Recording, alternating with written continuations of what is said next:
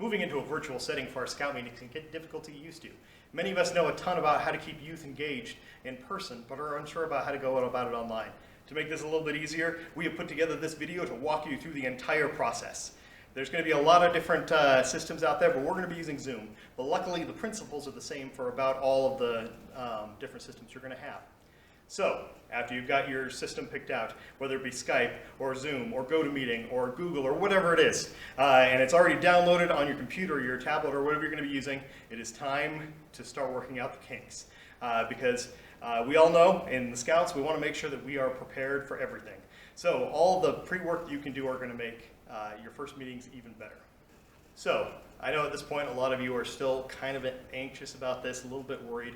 It is a whole new frontier. But luckily, the big thing that you need to just remember with this, as with all things with scouting, just make sure you're prepared. And once you're prepared, it's nothing to be worried about. So the first thing you want to make sure that you do is you've got a plan. You've got something put together. You know exactly how your meeting is going to go.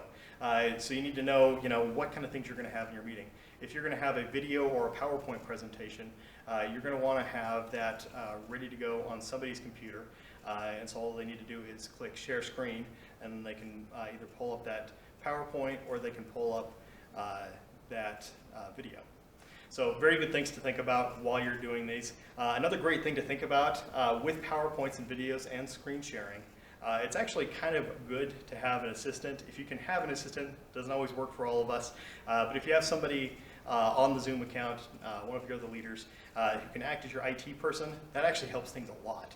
If you can have them running your PowerPoints or pulling up your videos while you're talking, that way nobody has to wait around and you don't get frazzled trying to do that. They just take care of all that. It's also really nice to have somebody just watching the text chat. Generally off to the side there's a chat window that people can type in things, and for some kids it's actually a really, it's like the only way they can communicate just because they don't have very good internet. So just making sure you're keeping track of all that, and so having another person on that is great, but we understand sometimes you can't have that, but it's really great to do. So another thing to think about is, does the requirement you're working on need them to do something or to show something? Does each individual need to show you something, or is it something you guys need to discuss together? If it's something that each of them need to show to you, or you need to talk, you need to talk with them a little in smaller groups, or talk to them individually. You might want to just try to figure out extra times that you can get online. Figure out a different time when you and your assistant scoutmaster can get on and you can kind of work through these requirements with them. Whatever you need to do. Just make sure you're keeping youth protection guidelines, which we will talk about at the end of the video. It's a little bit different with videos and virtual technology, but for the most part it's the same. So just make sure that you've got another adult with you, but try to figure that out. How are we going to pass these things off? How are we going to do this right? Another thing is, do we want to film this outside? Is there any requirements that require us to be outside? If so, how are we going to do it?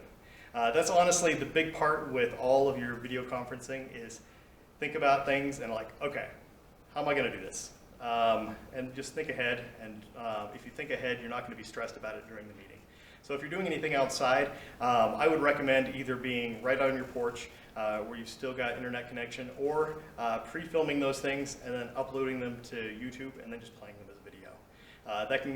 That gives you a little bit more freedom, a little bit more creativity, so you can kind of get away from your laptop for a little bit and make it a little less like school. It's a little bit more difficult, but if you can handle it, it's actually a really great move to do. So we're not too worried about being very professional with all of our stuff. We're going to be doing this on a webcam. We're going to be doing our very best, but we're not professionals in any sense of the word.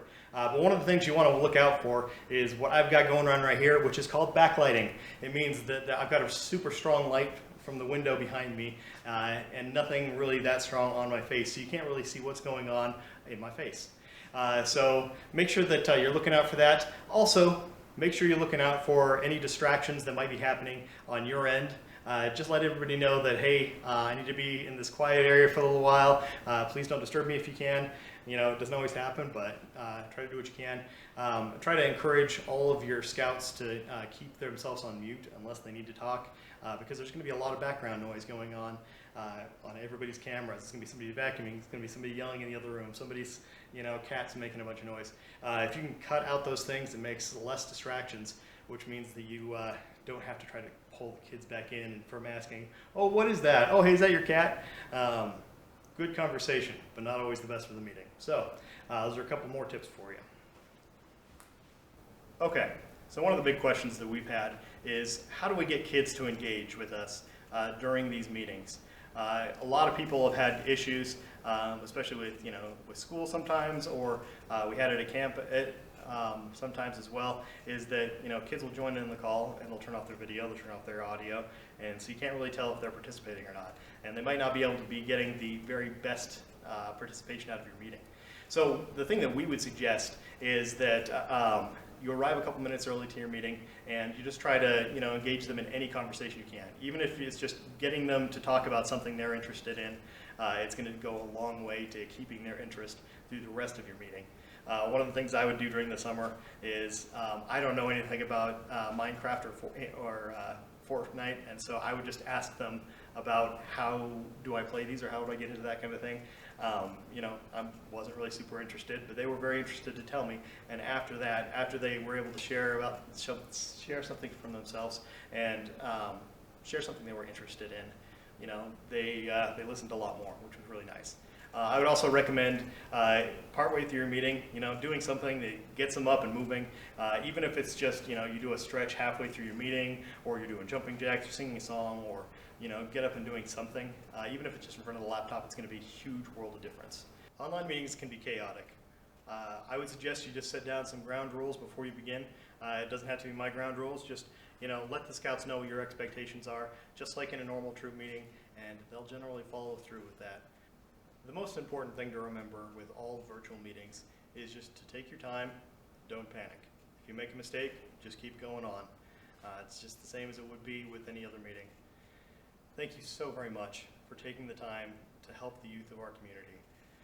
This form of communication is a little bit weird, it's a little bit harder, but everything that we can do to make scouting and this program happen for these youth is going to change their lives tremendously. Thank you so very much once again. If you have any questions, feel free to give us a call, and thank you so very much for everything you do for scouting. Thanks.